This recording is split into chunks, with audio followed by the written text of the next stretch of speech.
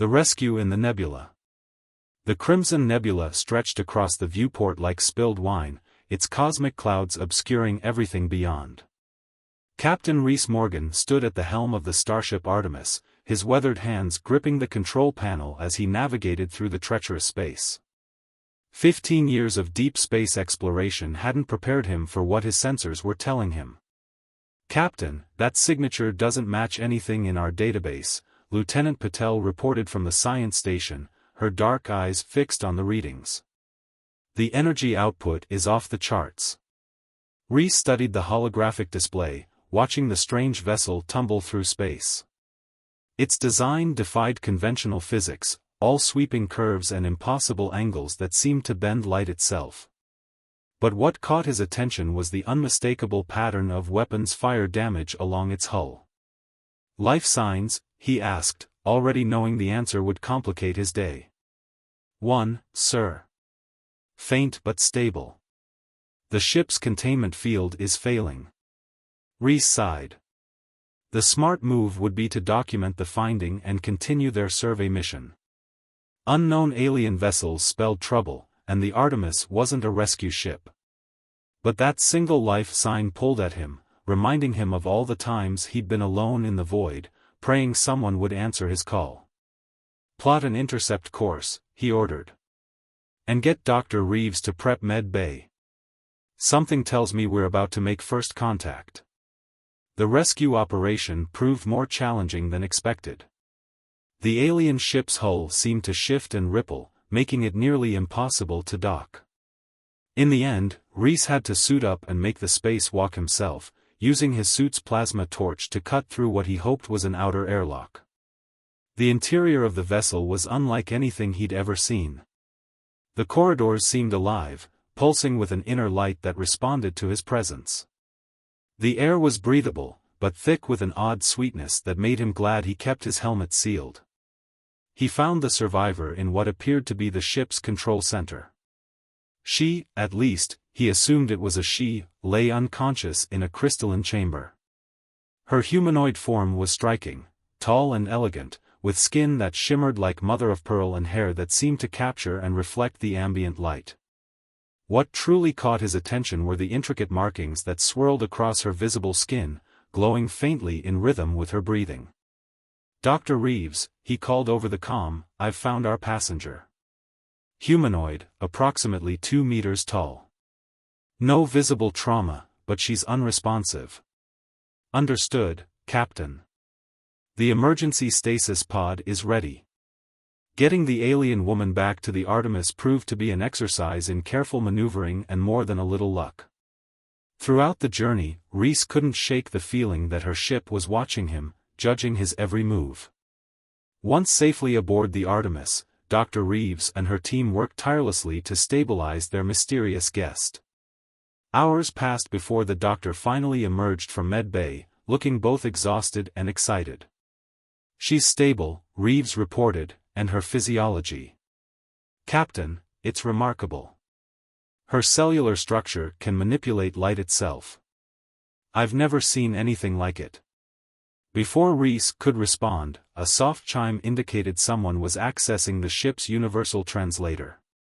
The alien woman's voice filled the corridor, each word carefully measured. "I am Princess Astra of the Celestial Dominion," she announced, her translated words carrying an otherworldly melody. "You have saved my life, Captain Morgan, and in doing so, you have altered the fate of 2 civilizations." Rhys entered Med Bay to find the princess sitting upright, her iridescent eyes studying him with an intensity that made him feel transparent. She wore the simple medical gown as if it were royal regalia. "Welcome aboard the Artemis, Your Highness," he said, trying to recall his diplomatic training. "We're glad we could help." "Help?" She tilted her head, the gesture eerily smooth. "You have done far more than help, Captain. You have proven that humans are capable of nobility beyond our expectations. My people have watched your species from afar for centuries, debating whether to make contact. You have forced our hand." "Forced your hand?" Rhys didn't like the sound of that. "Indeed." Princess Astra rose, her movements fluid and graceful despite her recent ordeal. By saving my life, you have initiated a binding covenant. According to our most sacred laws, we are now eternally bound. Rhys felt a headache coming on. Bound? In what way? In your terms, I believe the closest concept would be marriage. Though that fails to capture the full significance of the bond. The medical bay fell silent. Rhys could hear the hum of the ship's engines, the soft beep of monitoring equipment, and the sound of his career potentially imploding. There must be some mistake, he managed finally. I was just doing my job. There is no mistake, Captain Morgan. My presence here is no accident. I was sent to test humanity's character, though the attack that damaged my ship was not part of the plan. Her expression softened slightly. I understand this is unexpected, but it presents an unprecedented opportunity for both our peoples. Rhys ran a hand through his graying hair, trying to process the situation. Princess, with all due respect, I can't just marry you. There are protocols, diplomatic channels. Those channels are opening as we speak, she interrupted. My people are already en route to begin formal relations with Earth. But you and I, Captain Morgan, will be the bridge between our civilizations. It is both our duty and our destiny. As if to emphasize her words, the ship's sensors began picking up multiple vessels emerging from what appeared to be tears in space itself. The celestial dominion had arrived, and with them, the future of human-alien relations hung in the balance. Lieutenant Patel's voice came over the intercom, tense but professional. Captain, we're being hailed by, well, sir, you should see this for yourself. Rhys looked at Princess Astra, who met his gaze with an enigmatic smile.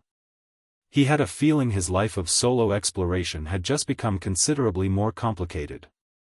Well, Your Highness, he said, offering her his arm with what he hoped was appropriate formality, shall we go greet your people? Indeed, my captain, she replied, placing her hand on his arm. Let us begin our journey together.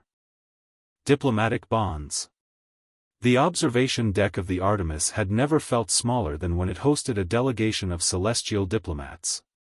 Their crystalline ships hung in the void like frozen stars, surrounding the human vessel in what could be seen as either protection or containment. Captain Rhys Morgan stood at the viewport, his reflection overlapping the ethereal forms of their new allies. High Counselor Theron's holographic presence dominated the room, his form rippling with barely contained energy. Though he appeared as a projection, the power in his voice felt tangibly real. Captain Morgan, the threads of fate have been woven more intricately than we anticipated. The rescue of my daughter was meant to be a test, but it has become a catalyst. Rhys glanced at Princess Astra, who stood with perfect poise despite having been at death's door mere days ago. Her iridescent skin caught the starlight, making her appear to glow from within. She met his gaze with those impossible eyes that seemed to see straight through him. With respect, High Counselor, Rhys chose his words carefully. On Earth, we have protocols for first contact situations. This arrangement you're suggesting goes far beyond standard diplomatic relations. Standard diplomacy? Theron's markings pulsed with what might have been amusement. Captain, when you saved my daughter, you initiated something far more profound than mere politics. The resonance between your spirits is already forming, surely you can feel it? Rhys wanted to deny it, but there was something there, a connection he couldn't explain. Every time Astra entered a room, he knew it before he saw her. When she spoke, her words seemed to bypass his ears and go straight to his understanding. Lieutenant Patel cleared her throat from her station. Sir, we're receiving transmissions from Earth Command. They're concerned about the Celestial Fleet's proximity to our borders. Tell them to be patient, Rhys replied, not taking his eyes off Theron's projection. We're in the middle of delicate negotiations. Negotiations? Astra spoke for the first time, her voice carrying that melodic quality that made everyone else sound flat by comparison. Is that what you consider this, Captain? A political transaction? There was hurt in her voice, subtle but present. Rhys felt it like a physical pain, another reminder of their growing connection. No, Your Highness. But you must understand, this is unprecedented for us. Marriage between our species. Marriage is a pale shadow of what we offer, Theron interrupted. The bond transcends physical union. It is a joining of souls, of destinies. And in these dark times, it may be the shield that protects both our peoples from what comes. The ominous note in his voice made Rhys straighten. What's coming, High Counselor? Before Theron could respond, the ship's proximity alerts blared to life. Lieutenant Patel's fingers flew across her console. Multiple vessels dropping out of FTL. Configuration unknown, they're not celestial. The hologram of Theron flickered, his expression grave. The Void Singers. They found us sooner than we feared. Through the viewport, Rhys watched as space itself seemed to tear open. Ships emerged from the rifts, dark, angular vessels that seemed to absorb light rather than reflect it. Their design was organic yet wrong, like the skeleton of something that should never have existed. Captain, Astra moved to his side, her hand finding his arm. The contact sent a jolt of awareness through him. What happens next will determine the fate of both our peoples. The Void Singers believe in purity above all else. They destroy any civilizations that dare to intermingle. Rhys covered her hand with his own, surprised by how natural the gesture felt. How many times have they succeeded? Too many, she whispered. Entire species, erased from existence because they dared to reach across the stars to each other. The enemy ships moved with impossible grace, their formation splitting to surround both human and celestial vessels. Warning shots lanced through the void, missing the Artemis by meters. Battle stations, Rhys barked, years of training taking over. Shields at maximum. Get me a channel to Earth Command and the Celestial Fleet. As his crew scrambled to their positions, Astra remained by his side. Her presence felt right in a way he couldn't explain. My people will stand with yours, Rhys Morgan. But first, you must decide, will you stand with us? Looking into her eyes, Rhys saw not just an alien princess, but a kindred spirit. Someone who understood the weight of duty, the price of leadership, and the courage it took to defy expectations. The bond between them pulsed with potential, with possibility. I'm not good at following other people's rules, he said with a slight smile. Never have been. Maybe that's why the universe brought us together. Astra's markings glowed with joy even as the first volley of enemy fire rocked the ship. Then let us show the Void Singers what happens when two species choose to face the darkness together. As the space battle erupted around them, Rhys took his command chair, Astra standing at his right hand like she'd always been there.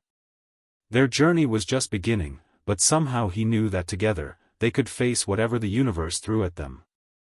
The bond between them grew stronger with each passing moment, a bridge between two worlds that no force in the universe could tear down. Trust under fire. Space erupted into chaos as the Void Singers' attack intensified. Their ships moved like predatory creatures, each maneuver calculated to separate the Artemis from its celestial escorts. The bridge crew worked with practiced efficiency, but Rhys could see the strain on their faces. They'd never faced technology this advanced before. Their weapons are targeting our shield harmonics, Astra announced, her fingers dancing across the tactical display she'd interfaced with. Her markings pulsed with concentrated energy as she worked. They're trying to create a resonance cascade. Rhys nodded, understanding through their strengthening bond what would happen if they succeeded. Lieutenant Patel, random shield frequency modulation. Don't give them a pattern to lock onto. The Artemis shuddered as another blast struck home. Through the viewport, Rhys watched two celestial vessels engage one of the larger Void Singer ships. The resulting battle was like watching a dance of light and shadow. Multiple hull breaches on decks 4 through 6, reported Chief Engineer Winters over the comm, emergency containment holding, but we can't take much more of this. Astra turned to Rhys, her eyes bright with an idea. Captain. Rhys. The bond between us, it's more than just a cultural connection. If you'll trust me, I can show you how to fight them. Their eyes met, and in that moment, Rhys felt the full weight of what she was offering. The bond would deepen, becoming something irreversible. But as another volley rocked the ship, he knew they were out of options. Show me, he said. Astra stepped closer, placing one hand on his temple. The world shifted, and suddenly Rhys could see space through new eyes. The Void Singer's ships weren't just vessels, they were wounds in reality itself, tears in the fabric of spacetime that shouldn't exist. Their weakness is their nature, Astra's voice echoed in his mind. They reject connection, harmony. They cannot comprehend what we're becoming. Understanding flooded through him. Rhys's hands moved to the tactical controls, guided by both training and intuition. Lieutenant Patel, reconfigure our shield emitters to match the frequency I'm sending you. Dr. Reeves, I need all power diverted to the main deflector. The crew responded instantly, though he could sense their confusion.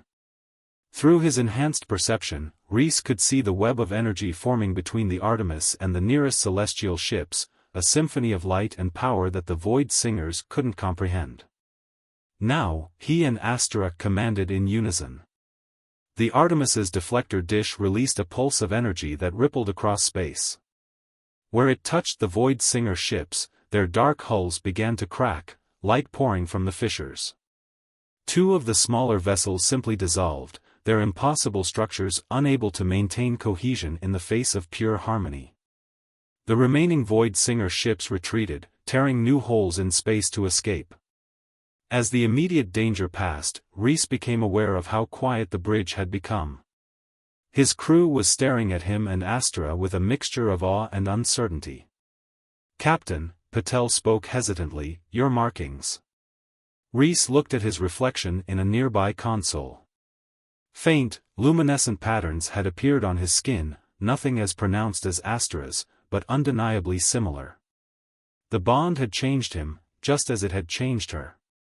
It's beginning, Astra said softly. The true joining of our peoples. The Void Singers will return, stronger next time. They have to, we represent everything they fear. Before Rhys could respond, a priority message came through from Earth Command. Admiral Blackwood's stern face appeared on the main screen. Captain Morgan, we've been monitoring the situation. Your unconventional tactics saved your ship, but there are concerns about the level of alien influence you're exhibiting. Return to Earth immediately for debriefing. Rhys felt Astra tense beside him. Through their strengthened bond, he sensed her fear, not of Earth's military, but of being separated from him now that their connection had deepened. Admiral, he replied carefully, with respect, we're dealing with a threat unlike anything humanity has encountered. The alliance with the Celestials isn't just diplomatic anymore, it's becoming biological, evolutionary. We're changing, sir. And we need to change if we're going to survive what's coming. That's what concerns us, Captain. The Admiral's expression darkened. Report to Earth. That's an order. As the transmission ended, Rhys turned to his crew. I need to know where you all stand. What we just did, what we're becoming, it's beyond anything in the regulations. If anyone wants to request a transfer before we proceed, I'll understand.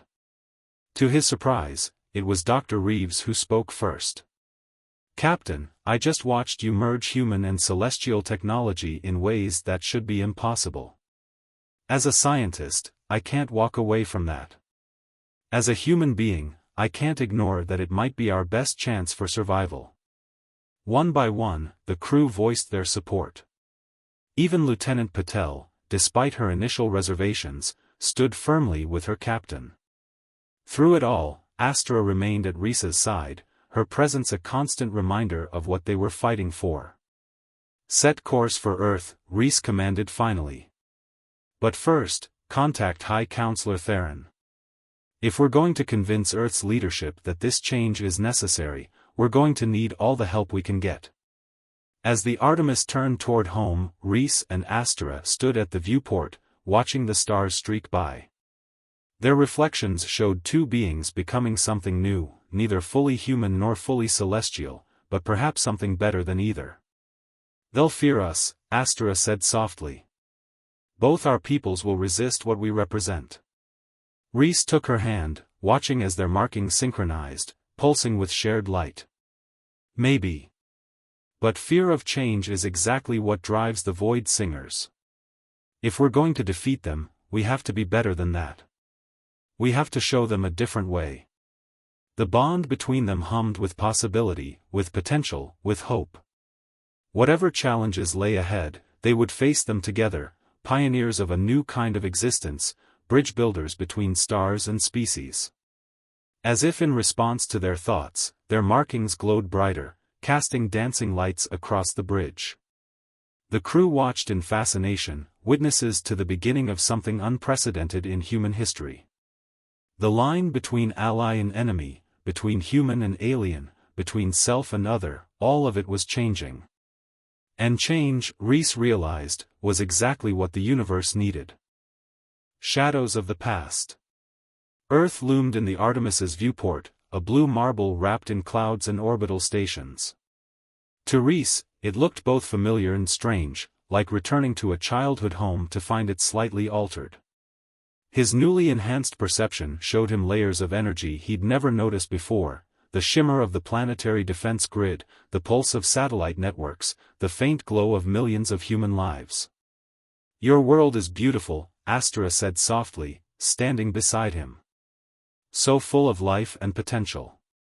Now I understand why the Void Singers fear it so much." Before Rhys could respond, Lieutenant Patel's voice cut through his contemplation. "Captain, we're being hailed by Orbital Command. They're requesting we hold position. 6 defense platforms have locked onto us." Through their bond, Rhys felt Astera's concern spike. The celestial escort ships that had accompanied them hung back at the edge of the solar system, honoring Earth's territorial boundaries. They were alone. "Open a channel," Rhys ordered. The main screen flickered to life, showing Admiral Blackwood's stern face alongside a panel of military and civilian leaders. "Captain Morgan," the Admiral's voice was cold. "You're ordered to dock at Station Alpha. Medical teams will board your vessel to examine you and your guest. Your crew will be debriefed separately." Rhys straightened in his chair. "Sir, with respect, Princess Astera is not just a guest. She's a diplomatic representative of the Celestial Dominion, and more importantly, a new voice cut in, and the camera panned to show Dr. Elena Rossi, Earth's leading xenobiologist. "You appear to be undergoing significant biological changes, Captain. The footage from your encounter with the Void Singers shows impossible technological integration. We need to understand what's happening to you." Rhys felt Astera move closer, her presence steadying him. Through their bond, she shared a memory, ancient histories of her people, stories of other species who had faced similar fears when change came to their worlds. "Dr. Rossi," Rhys said carefully, "what's happening to me, to us, isn't a threat. It's evolution. Adaptation. The Void Singers are coming, and humanity needs to be ready." "By becoming something other than human?" another panel member demanded. "By letting alien influences corrupt our very DNA?" Astera stepped forward, her markings pulsing with controlled emotion. "Your fear is understandable, but misplaced. My people once stood where you stand, facing a choice between isolation and transformation. The bond we share isn't corruption, it's synthesis. Enhancement of what's already there." As if to demonstrate, she raised her hand, and the ship's holographic systems responded, creating a three-dimensional display of DNA strands, human and celestial, dancing around each other, merging in beautiful and impossible ways. "The changes can't be reversed," Rhys added, understanding flowing through the bond. But they can be guided. Controlled. We're not losing our humanity, we're expanding it. Dr. Rossi leaned forward, her scientific curiosity clearly piqued. And these void singers? Tell us more about why they oppose this synthesis. Astra's expression darkened. They are ancient, older than both our civilizations. They believe in purity above all else. To them, the mixing of species is an abomination. They've destroyed countless civilizations that attempted what we're doing now. Then maybe they have a point, Admiral Blackwood interjected. If every other civilization that tried this was destroyed. Every civilization that tried this alone was destroyed, Reese corrected. But together, humans and celestials have already proven we can fight them. The bond makes us stronger, not weaker. The debate continued for hours. Through it all, Reese became increasingly aware of something else, a deeper truth hiding behind Astra's carefully chosen words. Through their bond, he sensed ancient memories, histories that went beyond what she was sharing. Finally, they were granted permission to dock, though under heavy guard. As they prepared to disembark, Reese pulled Astra aside in his ready room. "There's something you're not telling them," he said quietly. "Something about the void singers. I can feel it." Astra's markings dimmed slightly. "You're getting better at reading our bond," she said. "Yes, there's more. The void singers, they're not just our enemies. They're our children." "What?" "Long ago, before my people became what we are now, we tried to force evolution. To perfect ourselves through technology and genetic manipulation. The results were catastrophic. Those who became the void singers were once like us, but their pursuit of purity drove them mad. They fled into the spaces between spaces, becoming what you see now." Reese absorbed this, understanding dawning. "That's why they hate the bond so much. It represents everything they rejected." "Yes." Astra's eyes met his. "And that's why this time must be different. The bond between us, between our peoples, it has to be chosen freely, embraced fully. No shortcuts, no forced evolution. Just two species learning to grow together." A knock at the door interrupted them. Dr. Reeves entered, her expression urgent. "Captain, Princess, you need to see this. We've detected something in Earth's orbit. Energy signatures matching the void singers, but they've been there for months, maybe years. They've been watching, waiting." Reese and Astra shared a look of understanding. The real battle wasn't just with Earth's authorities or even with the void singers themselves. It was with fear, the fear of change, of loss, of becoming something new. As they prepared to face Earth's leaders, Reese felt the bond between them grow stronger. Their markings pulsed in sync, creating patterns of light that seemed to write new possibilities in the air between them. "Whatever happens," he said softly, "we face it together." Astra's response came through their bond more than through words, a surge of affection, trust, and determination that needed no translation. They were no longer just two individuals trying to bridge their species. They were the prototype for something entirely new, and their success or failure would echo across the galaxy. The door opened, revealing their military escort. It was time to face Earth's judgment, even as the shadows of ancient mistakes lurked in orbit above them, waiting for their chance to ensure history repeated itself. Two worlds, one future. The sunrise over Earth's eastern hemisphere painted the orbital station's observation deck in golden light. Reese stood with his hands clasped behind his back, the luminescent markings on his skin casting shifting patterns on the reinforced glass. Behind him, Earth's military and scientific leadership argued in increasingly heated tones. "The void singers have been here all along," Dr. Rossi insisted, pointing to the holographic display of orbital anomalies. "Watching us, studying us. The question is, why haven't they attacked?" "Because they're waiting for us to make the same mistake they did," Astra said, her voice carrying that melodic resonance that still sent shivers down Reese's spine. They want humanity to reject the bond, to choose isolation over unity. Our failure would validate their beliefs. Admiral Blackwood scoffed. And our success would prove them wrong? Is that worth the risk of losing everything that makes us human? Reese turned from the window, his newly enhanced senses detecting the fear beneath the Admiral's anger. Sir, look at me. Really look. Am I less human now because I can sense things I couldn't before? Because I understand things more deeply? He gestured to his crew, who stood proudly despite their own subtle changes. Are they? Before anyone could respond, the station's alert system blared to life. Lieutenant Patel rushed to a nearby console, her fingers flying over the controls. Multiple spatial ruptures detected. The Void Singer ships we were tracking, they're all activating at once. Through the observation window, Reese watched as space itself seemed to tear open. Dozens of Void Singer vessels emerged from their hiding places, their dark hulls absorbing light like hungry mouths. They had positioned themselves in a perfect web around Earth, each ship a node in a deadly net. They're not waiting anymore, Astra said grimly. They'll try to force humanity's choice through fear. The largest of the Void Singer vessels broadcast a message that echoed through every communication system on Earth and in orbit. The voice was distorted, as if speaking through layers of reality. Children of Earth, it began, you stand at a crossroads. The Celestials offer you corruption, degradation of your pure form. We offer salvation through isolation. Reject their poison, or share their fate. Dr. Rossi's instruments went crazy as energy readings spiked across the board.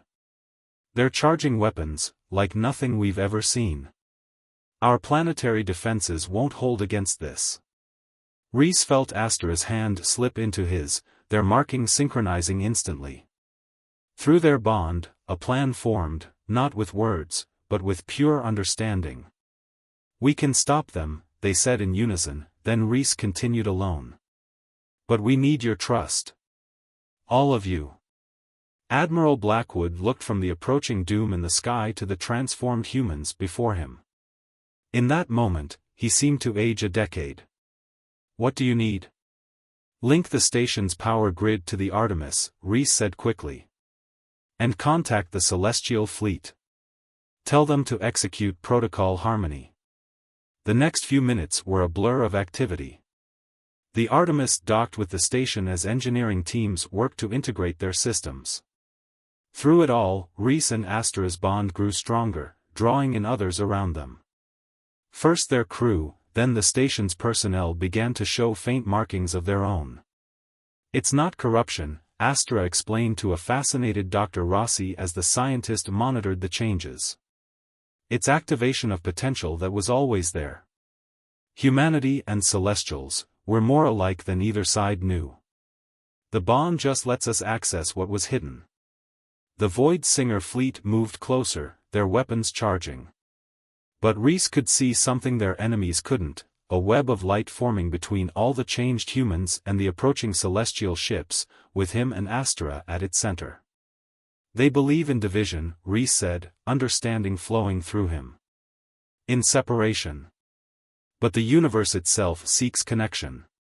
That's why they hide in the spaces between spaces, they can't bear to be part of the whole.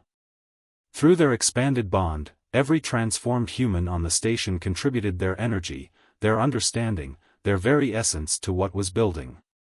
The Artemis's systems merged with the station's, creating something entirely new. When the Void Singers fired their planet-killing weapons, they met not Earth's mundane shields, but a barrier of pure harmony, the combined resonance of two species choosing to face the darkness together. The result was beyond spectacular.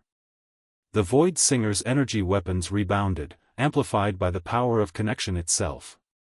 Their ships began to break apart, not through violence, but through the simple, inexorable power of unity.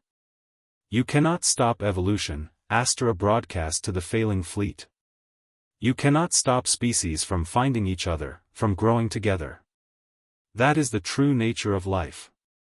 One by one, the Void Singer ships collapsed in on themselves, their impossible structures unable to maintain coherence in the face of such profound connection. A few fled back to their between spaces, but Rhys knew they would not return. They had finally faced the truth they had denied for so long. As the dust settled, Rhys found himself once again facing Earth's leaders. But now they looked at him and Astra with something new in their eyes, not fear, but hope. What happens now? Admiral Blackwood asked quietly. Rhys looked at Astra, then at his crew, then at the Earth floating serenely below. Now we build something new. Not human, not celestial, but a bridge between stars and species. The bond isn't just about two people, or even two species. It's about all of us choosing to be more than we were. Dr. Rossi stepped forward, the first traces of markings already appearing on her skin. I volunteer to help study and document the changes. If we're going to guide humanity through this transition, we need to understand it. Over the next few hours, as celebration and relief swept Earth, Rhys and Astra stood together on the observation deck. Their bond had grown to encompass something larger than themselves, yet their personal connection remained uniquely special. You know, Rhys said with a slight smile, we never did have a proper wedding. Astra's markings pulsed with joy. Perhaps we could show both our peoples how to celebrate unity in all its forms. As they watched the sun set on a changed Earth, Rhys realized that their story was both an ending and a beginning. The bond between them had started as a diplomatic arrangement, evolved into love, and finally become something that would reshape the galaxy. Above them, stars twinkled with new possibility. Somewhere out there, other species waited to be discovered, other connections waited to be made. And thanks to what had begun with a simple rescue in deep space, humanity would be ready to embrace them all. The universe, after all, was not meant to be faced alone.